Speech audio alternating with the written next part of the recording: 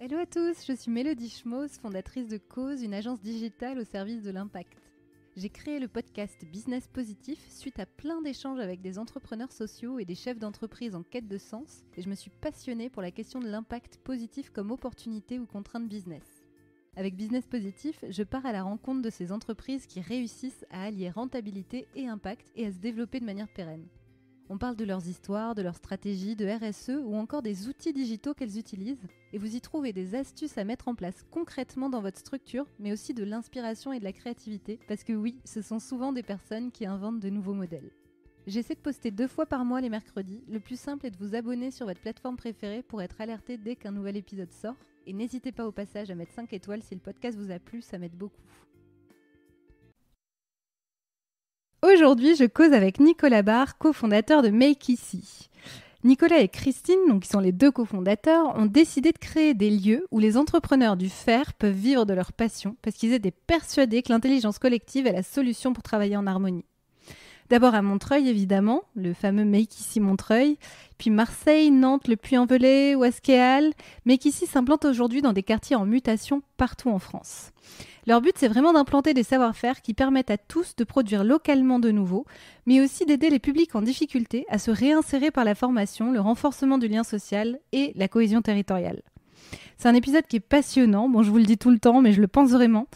On va parler de la jeunesse du projet, d'écosystèmes, d'intelligence collective évidemment, de mutualisation et de communauté, mais aussi de plans de financement, de stratégie business et toujours de mesures de l'impact. Allez, trêve de causerie, je vous laisse découvrir cet échange et les conseils précieux que Nicolas nous partage. Ah, et toujours pareil, n'hésitez pas à laisser vos remarques et à mettre 5 étoiles au podcast si vous a plu, ça m'aide toujours beaucoup. Bonjour Nicolas, merci beaucoup de venir participer à cet épisode de Business Positif. Bonjour Mélodie, c'est avec plaisir. Je suis très contente de t'accueillir ici parce que comme je te disais au début, ça fait un moment que je voulais, depuis le début du podcast en fait, que j'ai lancé pour de vrai il y a 2 ans et puis un peu plus intensément on va dire depuis quelques mois. Vous faisiez partie des entreprises que j'avais vraiment envie de podcaster, donc je suis vraiment ravie sincèrement de t'accueillir ici. J'ai plein de questions évidemment. Pour commencer, est-ce que tu peux me raconter en quelques mots ce qu'est Make Ici et comment est née cette idée ? Alors, Make Ici, en fait, c'est une structure qui a pour vocation de concevoir et d'exploiter des tiers-lieux de production, donc des espaces dans lesquels des entrepreneurs qui ont besoin d'utiliser des outils de production, des équipements, qui ont besoin de lieux de stockage, peuvent trouver en fait tous les services qui leur permettent de se lancer, de se développer et apprendre. Est-ce que tu peux m'en dire un peu plus sur ces profils d'entrepreneurs et ces types de production ? Juste, est-ce que tu as des exemples concrets de faiseurs, comme vous dites ?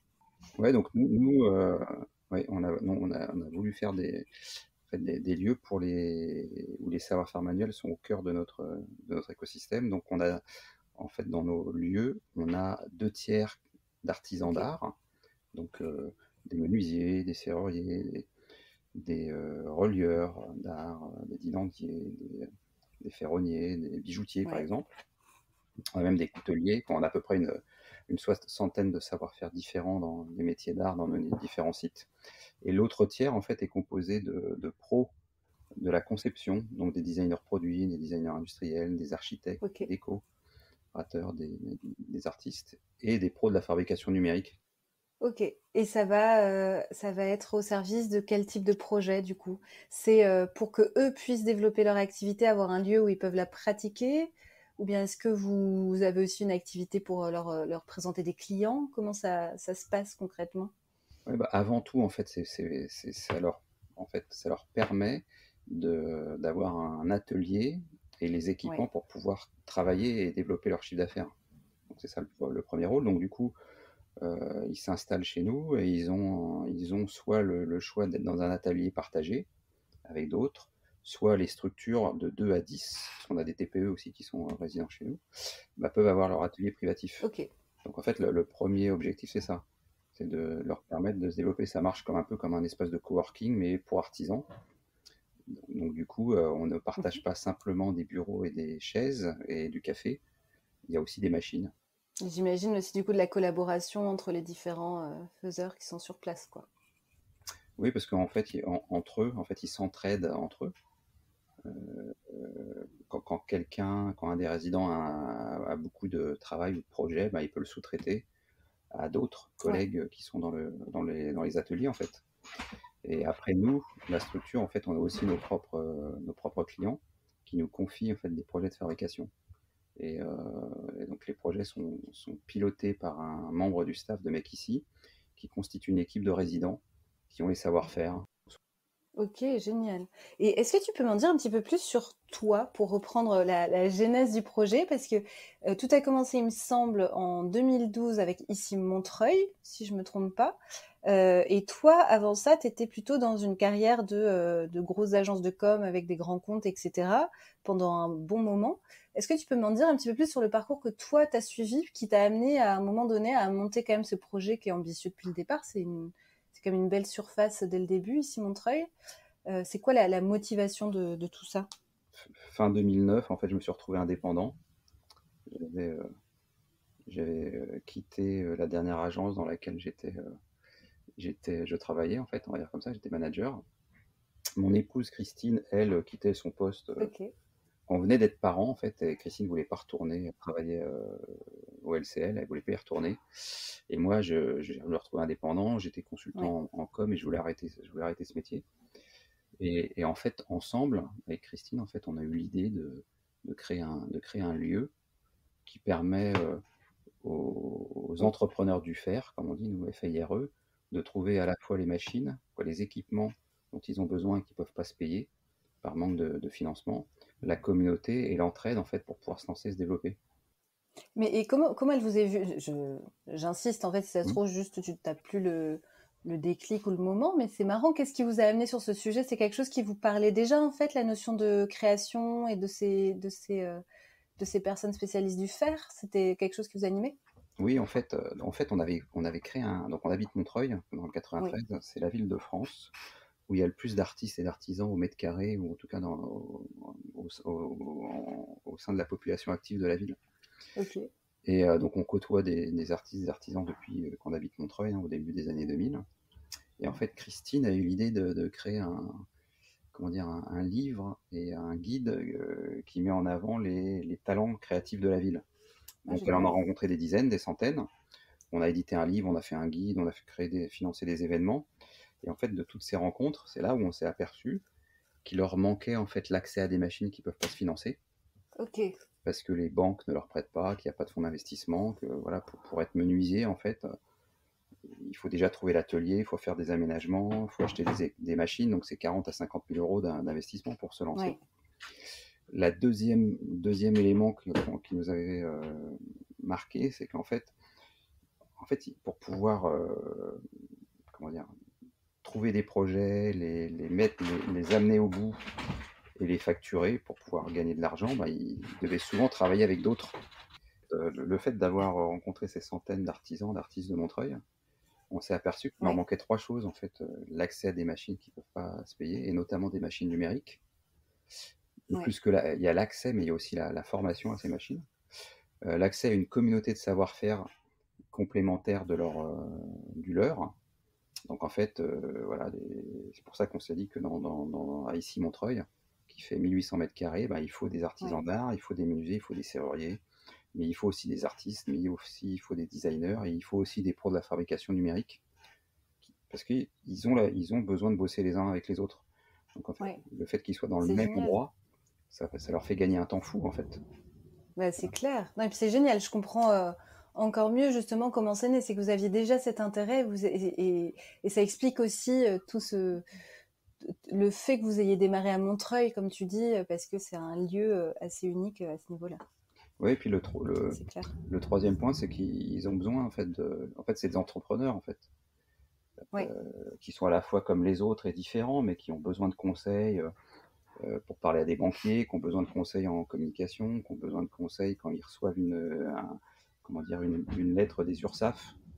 Donc en fait, Ouais. le fait d'être dans un lieu, bah, il y a le staff qui peut les conseiller, puis il y a aussi les autres résidents en fait qui ont peut-être vécu ça, et en fait c'est voilà, c'est une communauté d'entraide qu'on a voulu créer. Et le dernier point, Ouais, c'est que génial. moi, venant du monde de la communication, en fait, j'ai été frustré. J'ai été frustré en fait que les agences de com expliquent en fait, la vraie valeur ajoutée d'une agence de com pour moi, c'était les idées qu'elle développe et qu'elle produit. Oui. Et en fait, tout le système d'une agence est fait pour flinguer les idées ou les faire mourir. Mm. C'est-à-dire que si un stagiaire a une idée, le patron du budget va lui expliquer qu'il est trop jeune et qu'il comprend pas. Ouais. Si c'est pas le directeur de création qui a eu le truc, c'est pareil. Et donc, on voulait un endroit où où les idées puissent être, comment dire, vivre, être testées, prototypées. Et après, si elles sont pas bonnes, bah, elles meurent. Mais au moins, qu'elles Oui, aient une bah, elles sont chance. testées. Bah, pour le coup, je te rejoins complètement parce que c'est aussi le but de l'agence que j'ai créée. Donc, c'est de pouvoir faire en sorte qu'on exprime les idées et qu'il y ait la co-construction. Et c'est de là qu'on sort des trucs géniaux qui, des fois, on teste, ça marche pas et qui, des fois, marchent super. Ouais, Et tout le monde tout le monde s'y retrouve, en fait. C'est que du coup, la fierté, elle est partagée aussi. c'est de l'intelligence collective, on va Bah, dire. collective, oui, oui. C'est-à-dire quand tu mets ensemble des personnes qui ont des savoir-faire différents, des passés différents, qui sont des deux sexes, d'âges différents, de cultures différentes, bah, tu es sûr de trouver les idées plus vite, quoi. Oui, c'est clair. Beaucoup plus vite et des idées qui sont plus justes, en fait. Et est-ce que tu peux me dire comment vous avez mis ça en place? Parce que là, vous travaillez en couple, en tout cas, vous avez Ouais. lancé cette aventure en couple. Est-ce que tu peux juste me dire 2 ou 3 mots sur comment vous arrivez à gérer cette aventure en couple après toutes ces années? Parce que je trouve ça assez intéressant. Et puis, où vous en êtes actuellement en nombre de personnes, de collaborateurs Make Ici, et puis en nombre de faiseurs qui sont présents sur alors ici Montreuil, mais il y a aussi eu d'autres ouvertures depuis. Est-ce que tu peux me raconter un petit peu ça, toutes ces personnes, les profils, un peu l'énergie qui circule dans ces lieux-là? Bah, en fait, on a vraiment eu l'idée à deux, en fait. C'est-à-dire Ouais, que le concept d'ici Montreuil, c'est vraiment Christine et moi, on a chacun amené nos envies et on n'aurait jamais pu le faire tout seul, en fait. Bon, après, une fois qu'on a fait ça, il fallait qu'on arrive comment dire, à se répartir les tâches naturellement entre nous, en fait. ouais, Au départ, on était quatre. Il y avait nous deux plus deux employés. Et aujourd'hui, là, en mars, on sera 25. Et on est, ok, pas- et on est passé donc 25 employés CDI dans Make Ici, mais Make Ici travaille avec une centaine d'indépendants, de résidents, en plus pour monter les opérations de fabrication et notamment aussi les activités de formation qui représentent 30 à 40% de nos revenus aujourd'hui. d'accord. Donc c'est un écosystème assez long et en fait on a appris, on a appris à travailler ensemble en même temps qu'on apprenait à notre rôle et nos métiers quoi, pour Make Easy, parce qu'au début on était tous les deux patrons d'un site et il a fallu qu'on Mhm. devienne comment dire, coordinateur d'un réseau de manufacture Un réseau. avec des équipes dans chaque site et une équipe. Donc ça n'a pas été simple. On a testé, puis je pense qu'on a trouvé maintenant notre rôle. Donc Christine, elle a les fonctions de DRH, de responsable de la communication, du branding, Ok, de la formation interne. Et on va dire que c'est elle qui supervise, qui aide au quotidien l'équipe d'ici Montreuil. ok, Et moi, je suis dans le développement, l'essaimage, la mise en place du modèle économique. Donc, je travaille surtout, moi, avec Raphaël, qui est le directeur des formations, Martin, qui est notre DAF, Darko, qui s'occupe du développement, Xavier du marketing digital, puis avec les directeurs des sites, en fait. Les directeurs des ok. sites, on a chacun avec Christine, on bosse avec eux tous les deux comment dire, sur nos missions ou compétences respectives. Et est-ce que tu peux me dire aussi, je dis tu peux me dire, en fait, si tu peux nous dire, parce que moi j'ai vu, mais raconter un petit peu où en est le réseau aujourd'hui. Parce que, encore une fois, tout commence en 2012, on va dire, avec ici Montreuil. Il y a aussi le temps que cet atelier-là, enfin cette manufacture-là se mette en place. J'imagine qu'il y a plein de tests, on va en parler après, mais qui sont faits aussi pour voir comment aider au mieux ces personnes que vous avez envie d'aider. Et puis ensuite, il y a l'ouverture du réseau à partir de 2017, si je me trompe pas, où là, il y a plusieurs lieux qui s'ouvrent. Il y a des lieux qui vont s'ouvrir aussi. Pareil, on pourra en parler après. Mais est-ce que tu peux me dire là, vous en êtes où concrètement? Il y a combien de manufactures, combien d'autres directeurs de sites Actuellement, on a six sites, 4 manufactures Ouais, et 2 Fab Labs. Donc en fait, ok, effectivement, on a ouvert ici Montreuil en 2012, on a ouvert ici Marseille en 2018, ici Nantes en 2019, la ok, manufacture du Puy-en-Velay en 2020. Donc en fait, ça s'appelle pas ici le Puy-en-Velay, c'est parce qu'en fait, on a monté en fait, on a ouvert dans un centre AFPA. Et en fait, c'est une coexploitation avec l'AFPA, qui est une structure de la formation pour adultes. Et ouais, après, on a ok, 2 avant-postes, ce qu'on appelle des avant-postes, donc des Fab Labs de 100 à 150 mètres carrés, qui sont en fait donc il y en a un à Aix-en-Provence, à The Camp, qui est un campus d'innovation. On a 2 employés à ouais, nous, et voilà, qui aident les entreprises et services innovation qui viennent à The Camp à maqueter, prototyper leurs idées. Puis quand il faut aller un peu plus loin, mais les prototypes, on va dire, sont fabriqués à ici Marseille, qui se trouvent à côté. Et ok, on a un Fab Lab à Montreuil qu'on a monté avec la mairie de Montreuil et 4 associations d'insertion qui s'appelle le Fab Lab de la Verrière à Montreuil, et dont le ouais, but en fait est d'aider des personnes en difficulté à retrouver une voie par le fer. Donc c'est un Fab Lab d'insertion et d'inclusion. On travaille génial, avec ok, les associations d'insertion, les écoles, les services de la ville, et on monte des programmes pour aider les jeunes décrocheurs à retrouver une voie et se remotiver, des femmes qui n'ont pas d'emploi à monter en compétences. Donc on a 6, puis là on en a 4 en préparation. En ok, 2021, on va ouvrir à Ouascal, dans la banlieue de Lille, ouais, dans le Morvan, dans un village au cœur du Morvan, ok, à Paris, dans le 18e rue Ordener, et début ah, 2022, on va ouvrir à Tours. ok, génial. Bon, pas de prévision d'aller du côté de Montpellier ou Sète pour le moment? Non, pas encore. Il y a d'autres, Dommage. on a des touches ou des projets pour d'autres villes, mais pas encore dans cette région. Ok, bon bah très clair en tout cas. Et j'aimerais bien savoir ce qu'est votre, parce que j'imagine que c'est partagé, votre vision et votre ambition. Pourquoi tu te lèves le matin par rapport à ce projet-là et t'as envie de l'amener où en fait? Bah, nous, le vrai, si je devais reprendre mon ancien métier et faire un pitch en 30 secondes, hein, nous, notre rôle, c'est d'aider une génération de Français à vivre du fer, les FAIRE. Oui, C'est ça. C'est-à-dire que c'est un métier qui a du sens. Quand on le réussit, on peut très bien vivre, on peut bien gagner sa vie, mais c'est comme tout secteur, en fait. Là, il faut avoir des compétences de savoir-faire, il faut savoir bien s'entourer, puis il faut avoir le bon écosystème.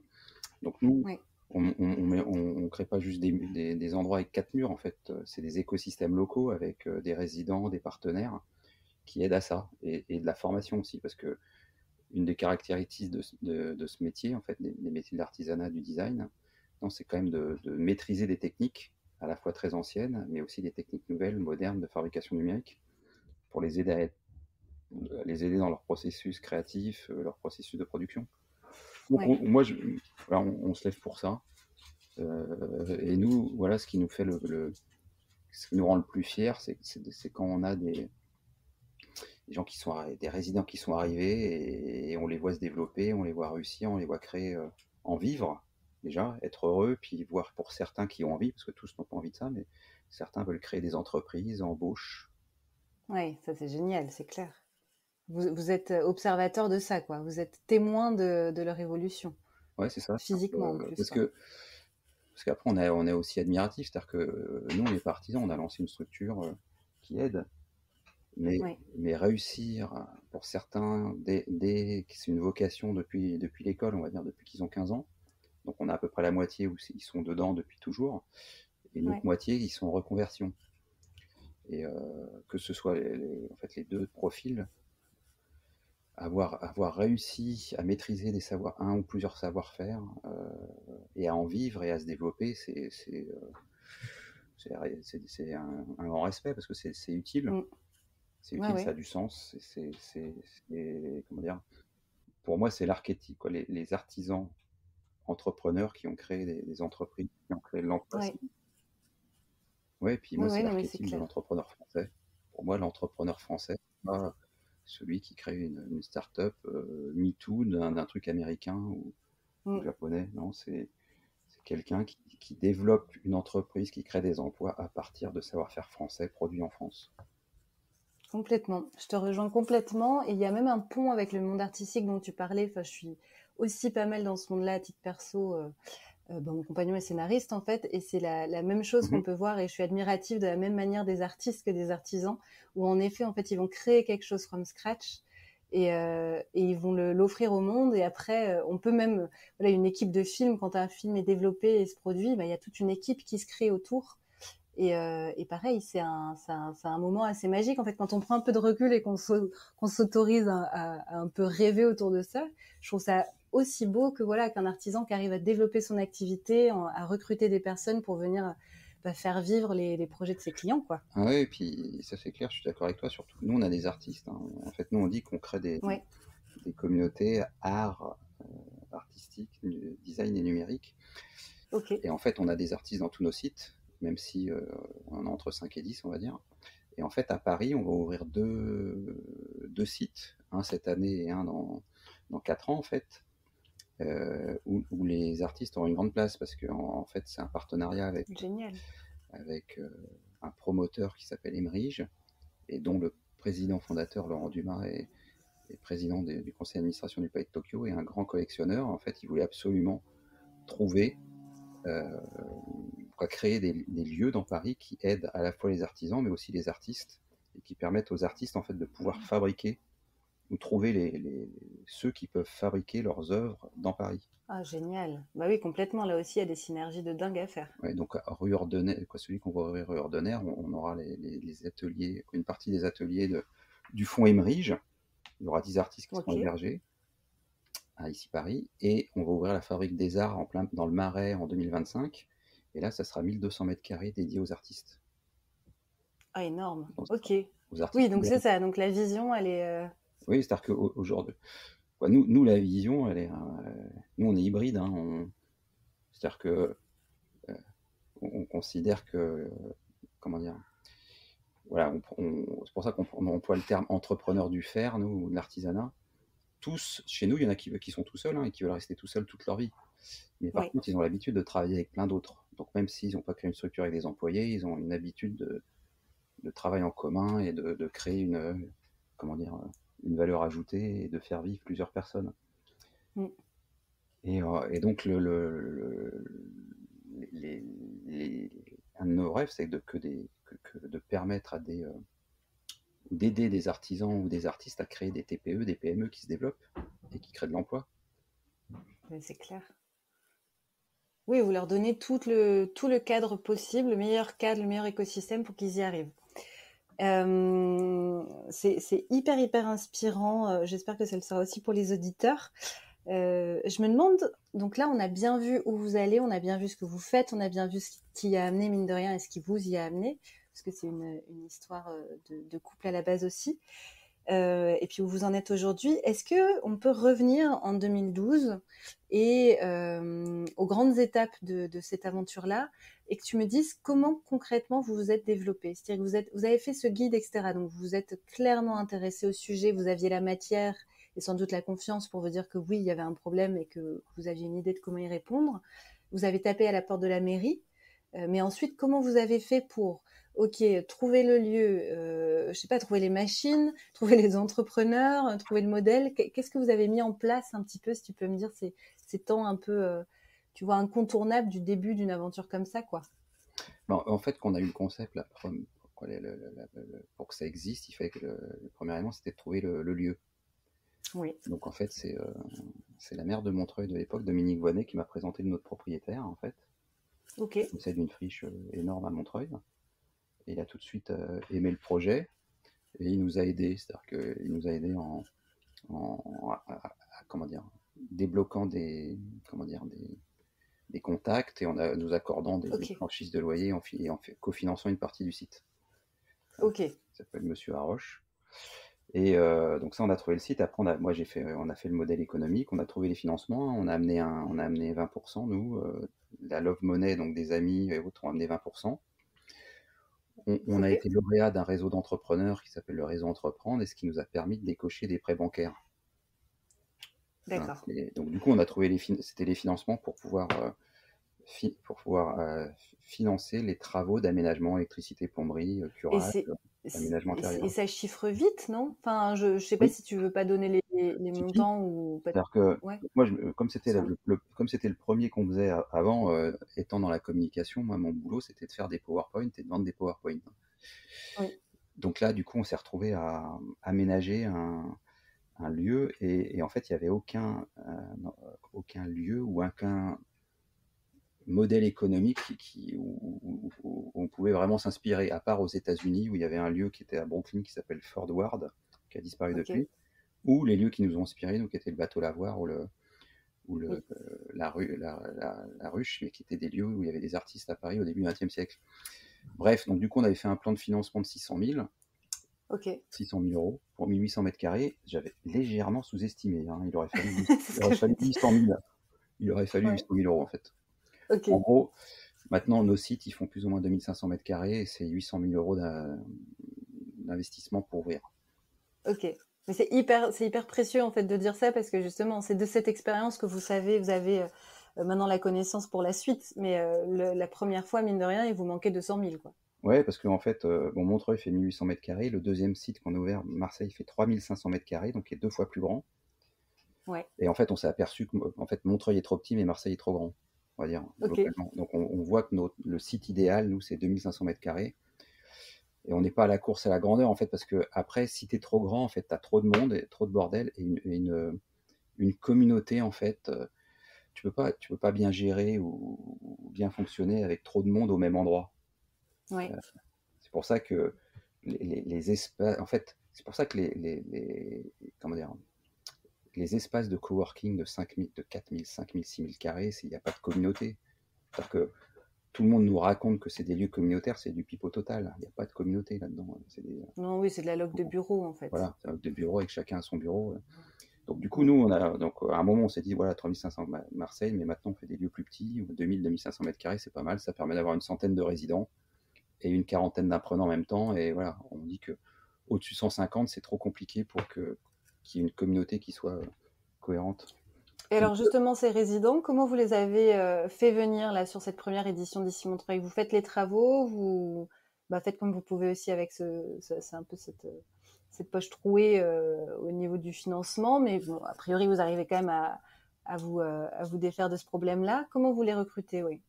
bah, en fait, quand Christine a eu l'idée d'éditer un livre et plusieurs livres, en fait, on a créé un groupe et une communauté en fait qui s'appelait Made in Montreuil. Ok, On avait des milliers de personnes qui suivaient, d'artisans, d'artistes. Donc quand on a dit on va ouvrir ici Montreuil dans 3 mois et ça fait ça, bon, on a eu plus de 850 demandes. ok, Donc même, on se retrouvait, je me souviens très bien, en fait, on organisait nous des rendez-vous de présentation dans un café à côté, tant qu'on ne pouvait pas montrer l'intérieur, et on en faisait 4 par semaine avec 20 personnes. C'était un truc de dingue, on avait énorme. bon, énorme. Donc en fait, on a rempli comme ça. Donc on a rempli Ok. tout de suite, très vite. Et comment vous avez fait pour connaître leurs besoins? Parce que vous avez aménagé, certes, vous aviez déjà une idée des besoins un petit peu, mais est-ce que vous avez fait de la co-construction? Est-ce que vous leur avez demandé avec ces ateliers, par exemple, enfin, ces points, quelles étaient les machines dont ils avaient besoin? Parce que là, vous mettez à dispo du matériel. Bah, oui, il y avait, alors on a fait remonter en fait des besoins, puis on travaillait aussi avec des artisans qu'on connaissait.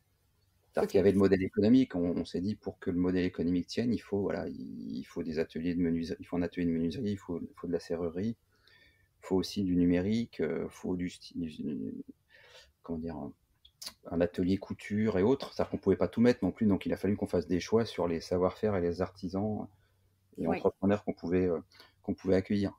Donc on a fait des choix, puis une fois qu'on a fait des choix, ben, on s'est entouré, ou on a demandé aux gens qu'on connaissait, hein, voilà, les machines qu'il faut mettre. Voilà, on s'est fait ok. conseiller pour pouvoir avoir les bonnes machines. Puis petit à petit, on est monté en compétence là-dessus. Mm. Et vous avez réussi à atteindre une rentabilité justement avec cette activité? Avec Ici Montreuil ou avec le réseau Alors, m'étant un peu planté sur le modèle économique et un financeur aussi nous a laissé tomber, on a failli fermer au bout de 4 mois quand même, hein. Ok, d'accord. On a failli fermer au bout de 4 mois. Mais du coup, après on a eu la chance d'avoir des gens qui se sont dit, même si vous n'avez pas fini les travaux, on va venir pour vous aider à finir les travaux, comme ça on pourra s'installer. Ah, génial. Et en plus, même si vous n'avez pas les moyens de payer d'acheter toutes les machines prévues, on va amener nos machines. Ah oui, donc l'esprit communauté, il était déjà là, quoi. Ouais, parce qu'il y en avait qui avaient vraiment besoin, donc comme ça. Puis on a eu la chance après d'avoir on a eu 4 entrepreneurs, chefs d'entreprise en fait, qui nous ont dit, on croit à votre projet, un financeur vous a planté, mais c'est pas grave, nous on va mettre de l'argent. On va mettre de Ok. l'argent. Donc ils sont 4, hein. Il y a Jacques, Olivier, Jérôme qui nous ont aidés, qui nous ont beaucoup aidés, et Stéphane et grâce à ça on a pu finir les travaux, relancer, puis des clients sont arrivés, puis on a eu le chiffre d'affaires et on était viable en fait au bout de 2 ans. Et la troisième Ok. année, on a commencé à faire des bénéfices en fait. Et Génial. des petits, hein, parce que du coup on réinvestissait tout, mais voilà, on était rentable. Oui, c'est ça, c'est que vous étiez rentable, ce qui est enfin, vraiment un des sujets cœur aussi de ce podcast, et que du coup, vous arriviez aussi à vous rémunérer, ce qui est aussi un autre Ah, sujet, ah j'imagine. oui, alors on a fait un plan de financement où on se rémunérait même 6 mois avant l'ouverture, et on a embauché le directeur des ateliers et comment dire, le facilitateur 3 mois avant l'ouverture, avec des salaires, hein. Ok, C'est un clair. conseil hyper important pour ceux qui veulent se lancer dans l'entrepreneuriat. Ne faites jamais de business plan où vous vous payez pas. Mm, L'entrepreneuriat, c'est pas du bénévolat, hein. c'est clair. Merci pour ce conseil, effectivement, oui. Et même j'irai plus loin, c'est-à-dire qu'un investisseur qui voit que les fondateurs ne se payent pas, un investisseur digne de ce nom ne financera pas une entreprise où les fondateurs ne se payent pas. Pour une raison assez simple, c'est qu'on sait toujours que lancer une entreprise, c'est plus long que prévu. Et que donc, si les fondateurs n'ont pas les moyens de se payer et d'en vivre, ils vont devoir faire autre chose. Donc, l'entreprise Mm, ne pourra pas se développer. Donc, c'est la base. Une entreprise, il faut se rémunérer. On ouais, ne fait, c'est clair. fait pas une boîte pour pas en vivre, hein.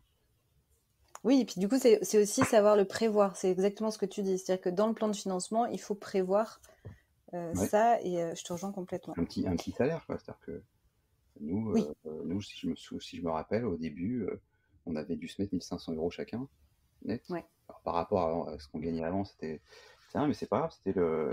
On a décidé tout seul de se lancer, mais c'était pour enclencher la machine, en fait. Oui, bien sûr. Oui, en fait, il y a aussi un rôle psychologique dans le fait de faire ça.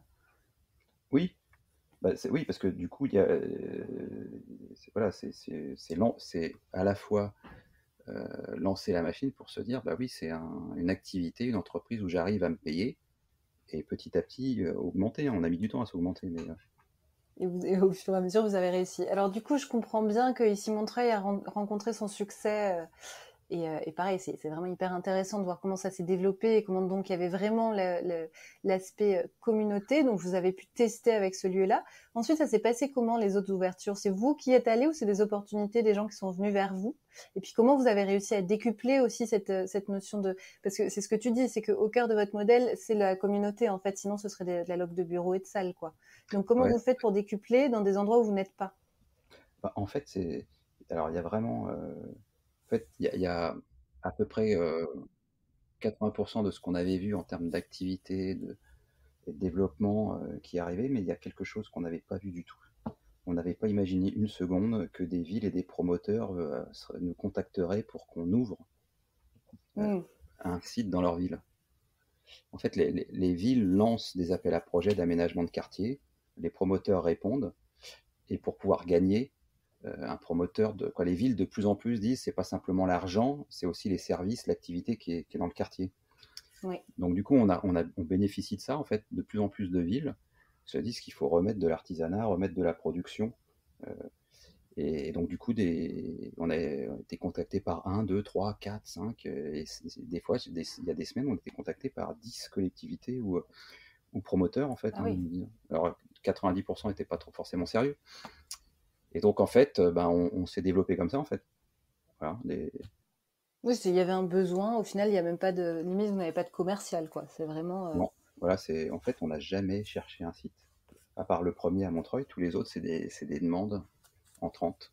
Alors après, il a fallu apprendre ce monde de l'immobilier, voir comment il fonctionne pour qu'on trouve des partenariats, en fait, hein, parce que nous, petite TPE face à des Bouygues, des Eiffage, Oui. des boîtes énormes, il y a quand même une disproportion. Et donc, il a fallu qu'on apprenne, on a mis 4-5 ans, à bien, pas 4-5 ans, mais 3-4 ans, en fait, 2-3 ans plutôt, à trouver le bon système qui nous permet de créer un partenariat en fait, qui nous permet de nous lancer avec les lieux dont on a besoin, l'écosystème, et sans dévoyer une seconde nos valeurs et ce qu'on fait, quoi. Oui, ce que vous êtes. Ouais. Et alors, est-ce que tu peux me dire comment vous... encore une fois, hein, tu le vois bien, je suis très dans le comment et dans la pratique, parce Ouais. que ça me rend très, très curieuse. Tu vois, vous ouvrez ici Marseille. Comment tu recrutes, comment tu choisis le coordinateur du site et vraiment, ouais, cet esprit, j'insiste un peu, mais c'est parce que je me dis, tu vois, c'est quoi les clés où tu lui dis, voilà, pour que le lieu il fonctionne, nous, c'est ça sur lequel, voilà, c'est incontournable, il faut que ça y soit, quoi. Alors, pour que ça fonctionne, il faut déjà le bâtiment qui correspond à nos critères, qui fait de 2000 à 2500 mètres carrés, parce que ça permet de développer l'activité, d'avoir le nombre de résidents, qu'il ait la hauteur sous plafond, qu'il soit dans un quartier, en fait.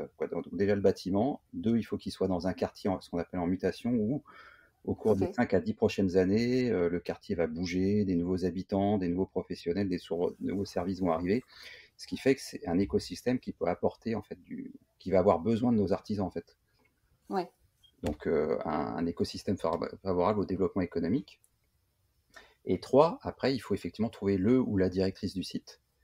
Et en fait, nous, à Montreuil, ça a marché, parce que Christine et moi, on est de Montreuil et on connaissait Montreuil, l'écosystème de Montreuil.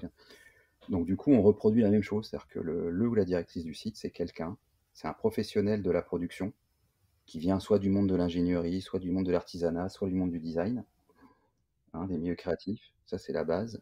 2, il a une expérience d'indépendant ou d'entrepreneur. Ok. Parce qu'au final, il devient chef responsable d'entreprise, quelque part. d'une activité économique, d'un budget, même s'il y a une équipe réseau qui l'aide, c'est lui la voix locale. Et 3, il est implanté dans la ville depuis 10 ans ou 10 générations. C'est-à-dire qu'on n'embauchera jamais quelqu'un qui est dans la ville depuis 2 ans. Jamais. Ok. Ça n'arrivera jamais. C'est hyper intéressant. C'est-à-dire que ça ne peut marcher. Ici, Marseille, ça marche parce que c'est David et Karim qui étaient à l'origine et qui est David depuis toujours, Karim depuis très très longtemps. Gatien, il est implanté depuis 20 ans à Nantes. Voilà, Mike, qu'on recrute pour Wascal, pareil, ça fait 10 ans, 15 ans. En fait, c'est parce qu'ils ont un écosystème, ils connaissent le territoire, en fait. Oui, bien sûr. Nous, on crée des lieux donc qui sont adaptés à un territoire. Oui, vous amenez les outils, en fait. Vous amenez les outils, l'état d'esprit, et ensuite, c'est eux qui créent la magie, encore une fois, hein, l'esprit communautaire. Nous, il y a le modèle économique, il y a effectivement la méthode, les choses à ne pas zapper pour ouvrir un lieu. On n'a pas un process, mais on a une liste de trucs à pas louper, à pas oublier. Et après, on va dire, il y a 30%. On va dire, en fait, c'est pas des jumeaux ou des clones d'ici Montreuil. En fait, c'est des cousins. On va dire, voilà. C'est la même famille, ou des frères et sœurs plutôt. C'est la même famille, donc on a les mêmes valeurs, le même sang, on va dire ça comme ça, mais chacun a sa personnalité. Donc en fait, l'équipe locale amène sa personnalité au site. D'accord. Et d'ailleurs, c'est pas de la franchise, ça reste quand même l'entreprise Make Ici. Ouais. Ok. Et donc parce qu'en fait, voilà, Gatien, il est ébéniste de formation, donc il amène une couleur en fait, il amène des savoir-faire et une typicité, une thématique à ici Nantes qui est très dans l'aménagement intérieur, l'ébénisterie, d'art, le mobilier. David à Nantes, à Marseille, lui, il vient du monde de l'ingénieur, donc lui, il est très prototypage, innovation avec des industriels. Génial. Et du coup, il y a le camp juste à côté, quoi. Oui, puis le dernier point qui est important quand on recrute, c'est que le ou la directrice du site, en plus d'être implanté localement depuis longtemps, il doit avoir une compétence que personne n'a dans le staff, ailleurs. Ok.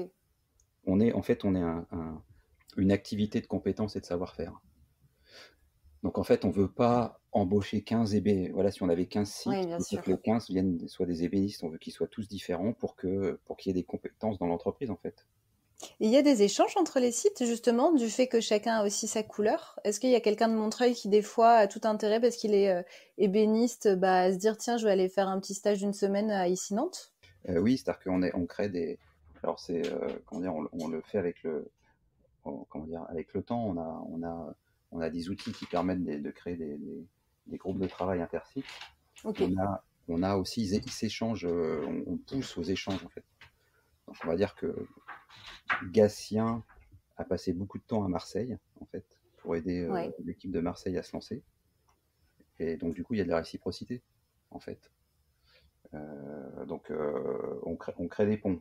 oui, c'est C'est pas ça. simple, hein, quand même, parce que c'est quand même donc là, un des chantiers qu'on est en train de travailler, là, c'est arriver à créer un système qui permet de ne plus être dans des communautés locales, mais d'avoir une communauté nationale, Ok. à la fois staff et résident. Ah, c'est hyper intéressant parce que c'est paradoxal. Enfin, et puis ça se retrouve beaucoup, c'est très dans l'air du temps. Ça se retrouve beaucoup le très local et en même temps le national, ou voilà, avoir une communauté plus large. Mais c'est paradoxal dans le fait que vous avez des implantations hyper territoriales et du coup, chaque site qui pourrait limite vivre sans être dans le réseau. Et en même temps, comment trouver le lien entre eux, quoi. Ouais, bah, il y a trois, en fait. En fait, on va dire que chaque site a des savoir-faire, mais n'a pas tous les savoir-faire. Et en fait, il y a des savoir-faire ou des artisans ou des professionnels dans d'autres sites. Et donc, Oui, on veut qu'il le sache. C'est-à-dire que si un résident de Marseille, si un résident de Nantes cherche un coutelier, bah, il doit savoir qu'il y en a à Marseille. oui. Et il doit pouvoir le contacter facilement. Et est-ce que tu as des outils à me communiquer qui vous aident? Tu vois, des outils un peu. Alors, je sais pas si vous avez développé en interne ou si vous avez des outils externes que vous utilisez qui vous aident à justement permettre cette communication-là. Non, parce que, alors, en fait, c'est le chantier en cours. On n'a pas Ouais, encore trouvé on a plusieurs solutions, mais on n'a pas encore décidé de laquelle. ok. Et après, chaque site a son Slack, Ouais, ok. son logiciel comment dire, de réservation de salle. Donc, mais Oui, en- chaque site est outillé. ouais, on va dire que ça va ressembler. On va dire que l'inspiration, c'est un peu les fan clubs, hein. On va dire ça comme ça. D'accord. Ou les communautés, ou les clubs d'entrepreneurs. On va dire que c'est ça plutôt. C'est-à-dire que Ok. le système qu'on va mettre en place, il a pour vocation première d'aider notre écosystème à développer leur activité économique, à simplifier la vie, à trouver des solutions, à s'inspirer. Ouais. Et en fait, on profite du fait qu'on est lauréat 2020 du prix Liliane Bettencourt pour l'intelligence de la main, là, du prix Parcours, Ouais. qui est un prix prestigieux dans les métiers d'art, en fait. Donc de bénéficier de l'accompagnement de la Fondation Bettencourt, en fait, pour mettre en place, pour trouver et mettre en place ce système. Mm. Génial. Je serais curieuse de, de savoir ce Je que vous dirais avez pu trouver, hein. qu'on aura trouvé. Oui, c'est clair, parce que c'est un sujet sur lequel on travaille avec une partenaire. Justement comment on anime des communautés efficacement, donc, et comment on engage. Et donc avec plaisir. Mm. Je ne peux m'empêcher de poser une question quand même sur le contexte actuel, parce qu'on est en mars 2021 quand on enregistre, tout début mars, et donc il y a toujours du Covid dans l'air. Est-ce qu'il y a eu un impact de cette crise sanitaire sur vos activités? Et surtout, j'imagine que oui, d'un côté positif ou négatif. Ce qui m'intéresse, c'est de savoir, est-ce que ça vous a apporté tu vois, de la résilience, des apprentissages, des manières de faire autrement? Est-ce que vous avez dû adapter certaines des actions que vous faisiez? Ah oui, c'est-à-dire que comme tout le monde, nous, 2020 va se terminer avec 30 à 35% de revenus en moins Ok, par rapport à 2019. Mais du coup, quand on est rentré en premier confinement, bon, il a fallu qu'on adapte le mode de travail. On est resté ouvert, nous, parce que c'est des lieux professionnels avec des métiers ouais, qui pouvaient continuer à travailler. Puis nous, on ne voulait pas empêcher nos résidents d'avoir accès à nos sites. C'était à eux de décider. Par contre, le ok, staff, on est tous passés en télétravail, à part, on allait il y avait une personne par jour, par semaine, pour assurer un peu de présence. d'accord. En gros, on a trois sources de revenus, nous, les abonnements, la formation et la fabrication. On a tout de suite vu que la fabrication, ça allait vraiment être très compliqué. Ouais. Et en fait, on s'est mis on a beaucoup travaillé sur notre stratégie de formation, notre catalogue, la mise en place de nouveaux modèles de formation. Et en fait, ce qui nous a permis on a perdu du temps sur plein de choses, la fabrication. Il y a 3 sites qui n'ont pas pu ouvrir cette année, l'année dernière qui ouvrent que cette année. Mais Ok. par contre, on a gagné du temps sur la formation et sur l'activité qu'on a pu mettre en place et qui se développe, qui en 2021 va représenter 40% de nos revenus, hein, je pense. Hein. Alors Ok, donc énorme. alors qu'en 2019, c'était, je sais pas, 5%, quoi.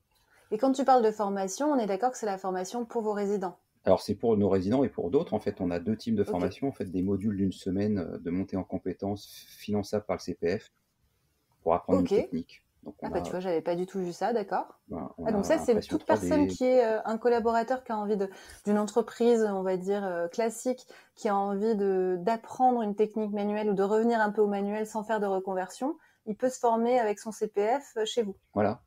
C'est-à-dire qu'il y a des Ah, génial. indépendants qui veulent monter en compétences et d'autres qui se disent, voilà, je voudrais être menuisier, mais avant de me payer, de faire un CAP, est-ce que je vais passer 2 semaines dans les ateliers avec des professionnels pour voir si ça me va, quoi.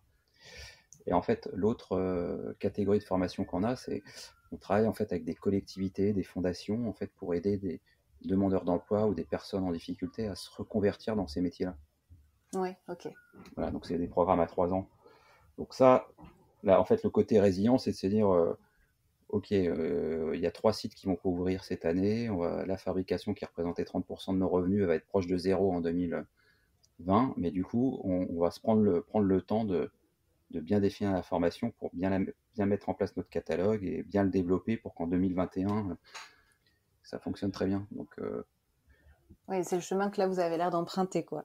Ça, c'est hyper intéressant. On mettra les liens dans le petit article qui accompagnera le podcast parce que c'est vrai que ça peut effectivement plaire à plein de gens. Enfin, je le vois même à titre perso autour de moi. Il y a de plus en plus de gens, et je suis dedans d'ailleurs, qui ont qui ont pas envie de quitter le monde de l'entreprise ou le monde digital, mais qui ont envie d'apprendre des savoir-faire sans forcément se professionnaliser aussi et qui peuvent justement les financer par plein de moyens. ouais, les deux modules qui fonctionnent très bien pour l'instant, c'est impression 3D, c'est une semaine, hein, et Ouais. concevoir un meuble, c'est 2 semaines. Bah, c'est ça.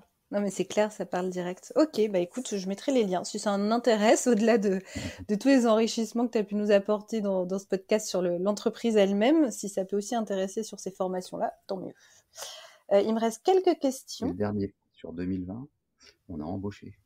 C'est-à-dire Ah ouais, en même temps que de perdre euh, du chiffre d'affaires, on a embauché et on a investi dans le marketing digital. C'est-à-dire que moi, j'ai été marqué j'ai rencontré des entrepreneurs quand je me suis lancé, quand on s'est lancé, ouais, et il y en a notamment 2 qui m'ont dit c'est dans les moments de crise qu'il faut investir ouais. Ah, j'ai la même leçon en tête. Ok, ouais. en ressources humaines et en autres. Donc on a embauché un directeur de la formation, on a embauché comment dire, 2 personnes à Nantes alors qu'on savait que Nantes n'allait pas complètement se lancer, on aurait pu rester à une au départ. Ouais. On embauche là, une directrice, une responsable des opérations de formation. On a pris 2 apprentis aussi. Et on Ok. a même investi dans une web série pour expliquer comment nos résidents vivaient et se développaient. Donc on a pris des risques financiers, on va dire. Ouais. Mais on voit qu'au final, une entreprise, c'est des gens. Donc avec les gens qu'on a embauchés, on a pu créer toutes les conditions qui permettent que 2021 devrait bien se passer. Ok. Génial. Et que du coup, oui, vous êtes assez positif ou assez confiant sur le fait de retrouver un chiffre d'affaires. En fait, jusqu'à début novembre, c'est une vraie galère. Mais en fait, les 2 derniers mois de l'année, on a gagné des gros projets de formation sur 3 ans Ok. dans 2 régions, en PACA et en Île-de-France. Il y a eu le fameux prix de la Fondation Bettencourt qui nous fait monter en notoriété dans le monde des métiers d'art.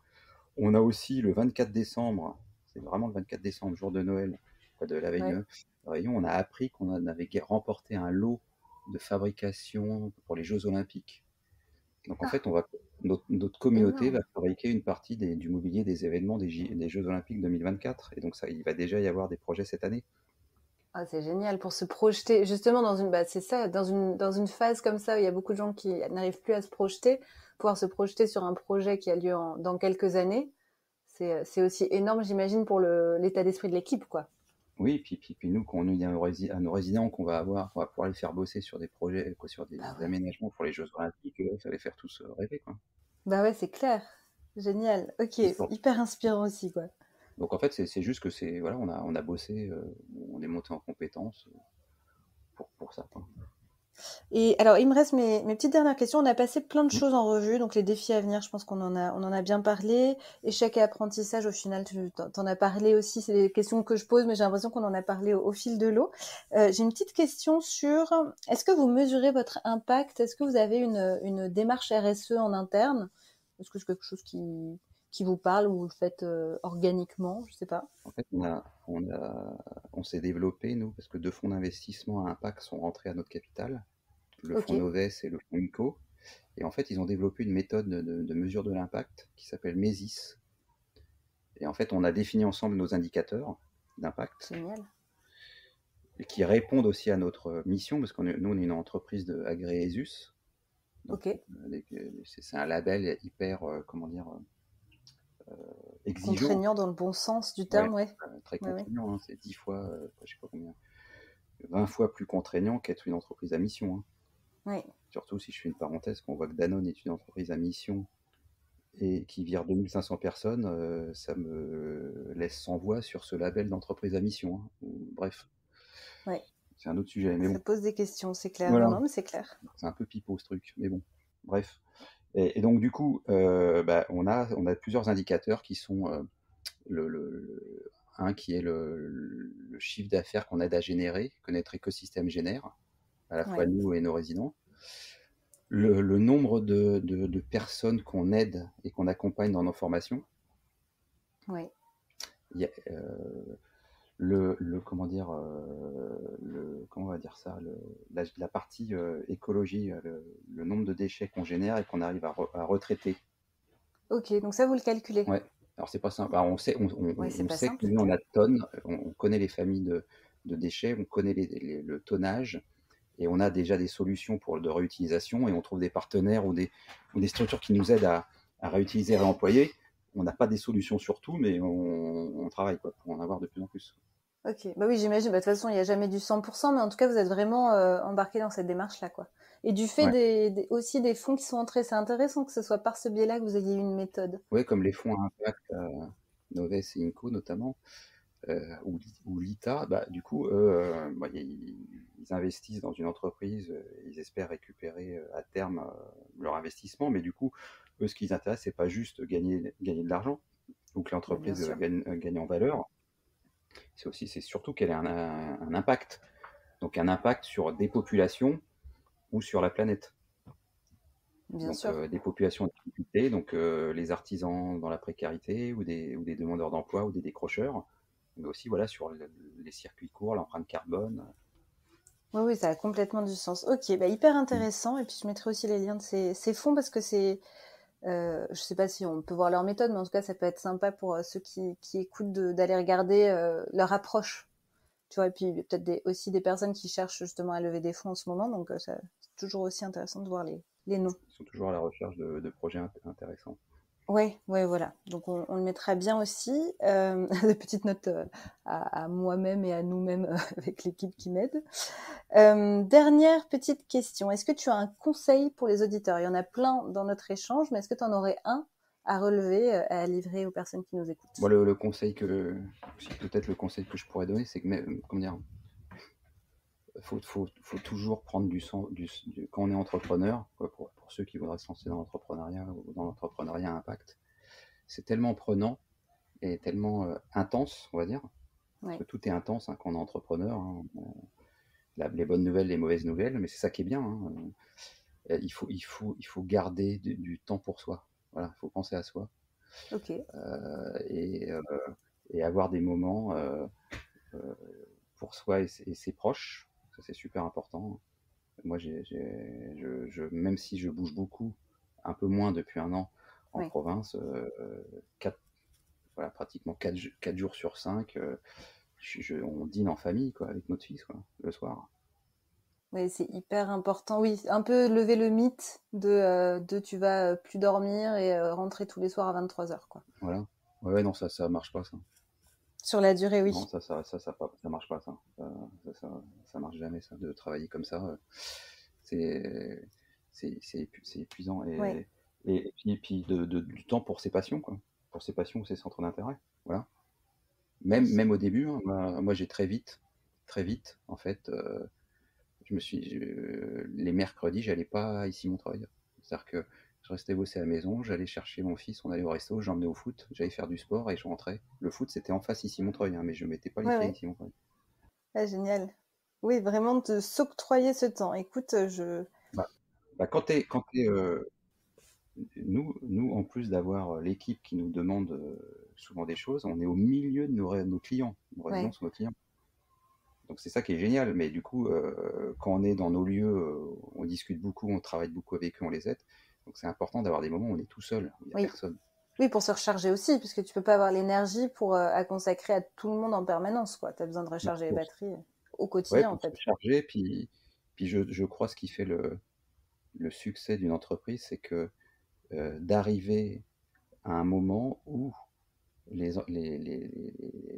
à la fois les entrepreneurs, les patrons des boîtes et le staff arrivent à avoir un tiers de leur temps sur des sujets euh, à résoudre des urgences du mois en cours, quoi, des Ouais. sujets à court terme, un tiers de sujets à court terme, un tiers de sujets à moyen terme et un tiers de sujets à long terme.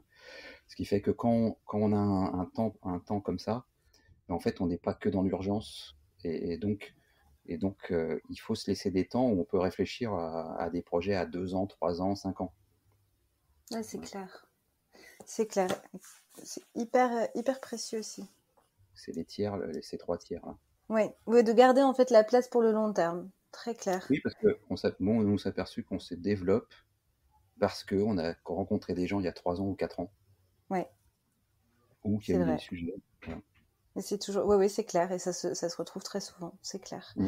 Ok, génial. Écoute, il me reste 2 petites questions. La première, celle dont je t'ai parlé juste avant qu'on enregistre, donc c'était un petit peu, des fois c'est un petit peu dur, mais voilà.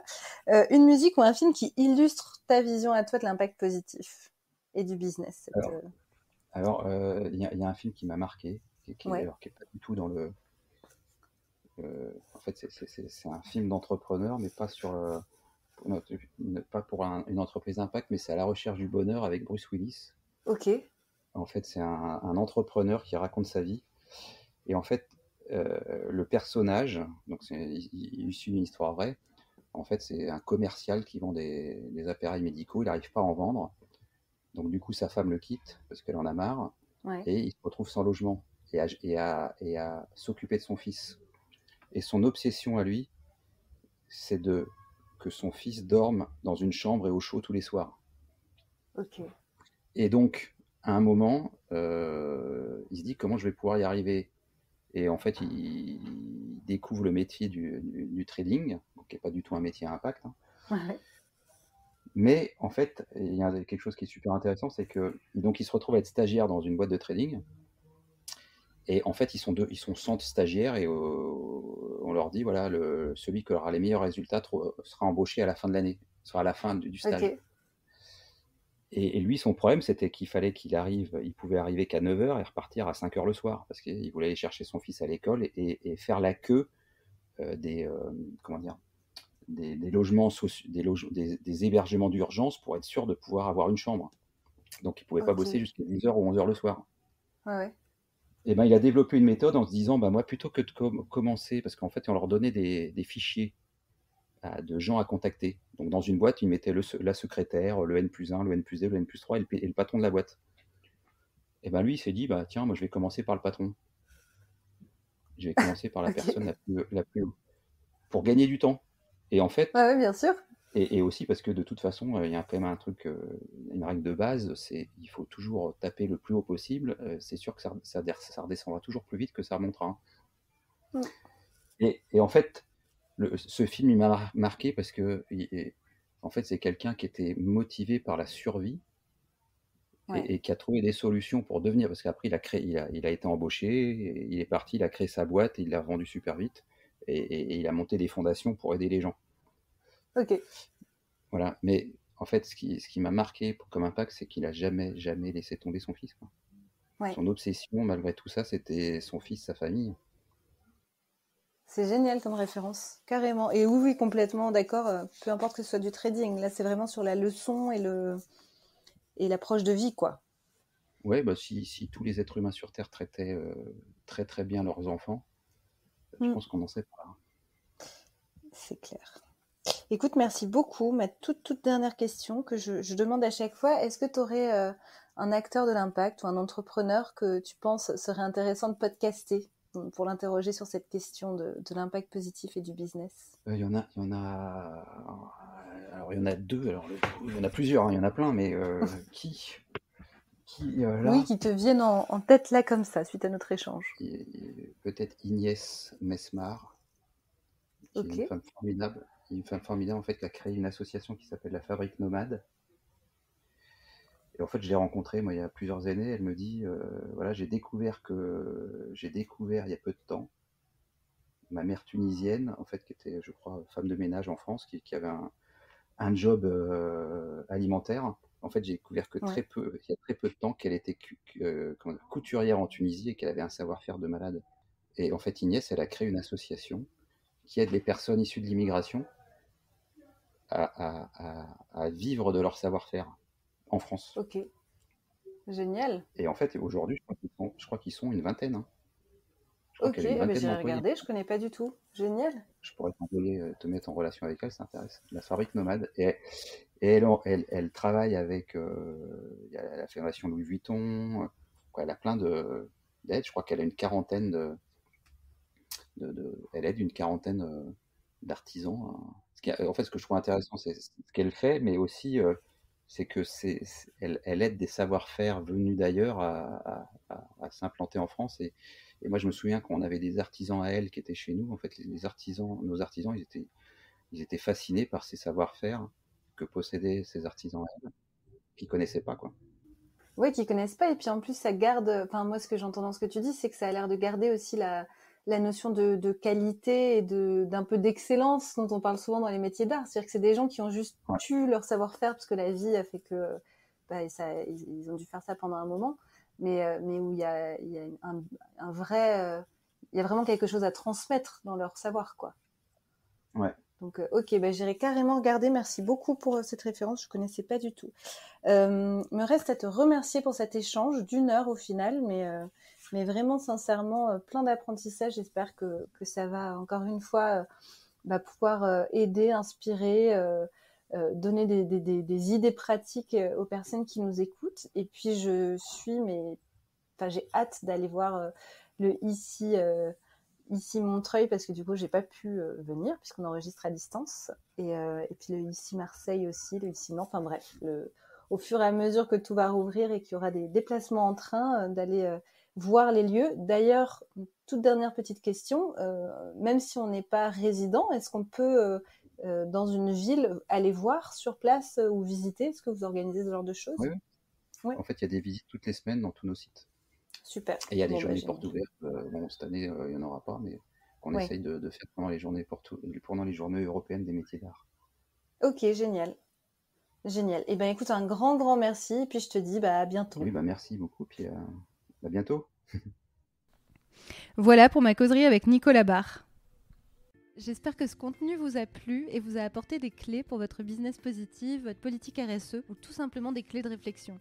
Si vous avez aimé ce podcast, ça m'aiderait beaucoup que vous mettiez 5 étoiles sur Apple Podcasts ou toute plateforme d'écoute que vous utilisez et que vous en parliez à au moins une personne autour de vous qui a ou qui bosse pour un business positif ou bien qui a ou qui bosse pour une entreprise qui se pose des questions sur son impact. N'hésitez pas à me contacter sur LinkedIn, Mélodie Schmoss, Mélodie avec un Y, si vous avez la moindre question ou remarque. Je suis toujours à l'écoute d'axes d'amélioration. Je vous remercie encore pour votre écoute et je vous dis à très vite pour le prochain épisode.